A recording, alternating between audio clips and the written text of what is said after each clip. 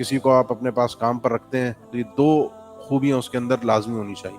ایک کام کی صلاحیت جس کو قوت سے تعبیر کیا، اور دوسرا امانت داری جو کہ ہر کام میں ضروری ہے. ایک آدمی طاقتور ہو یعنی کام جانتا ہو، کر سکتا ہو، امانت دار نہ ہو، کام تو وہ کر دے گا لیکن ظاہر سی بات ہے نقصان پہنچائے گا. اور ایک آدمی امانت دار ہے لیکن کام نہیں جانتا، وہ پہلے والے سے زیادہ نقصان دہ ہے کیونکہ اس کو کام ہی نہیں آتا، کام کا اور بیڑا غرق کرے گا. ہمارے ایک جاننے والے ہیں، کاروباری آدمی ہیں، کہنے کہ ہمیں اگر کوئی اس طرح کا بندہ مل جائے نا جو کام بھی جانتا اور صحیح آدمی ہو، کہہ رہے ہیں ہم اس کے نخرے عام طور پہ ایسے اٹھانے پڑتے ہیں، اس کے نخرے برداشت کرنے پڑتے ہیں جیسے جو ہے وہ اپنے داماد کے انسان. یہاں پہ آج کل ہمارے یہاں دامادوں کے اس کی ایک ایک چیز کا خیال رکھنا پڑتا ہے، بھاگ نہ جائے کیونکہ ایسا بندہ ملے گا نہیں.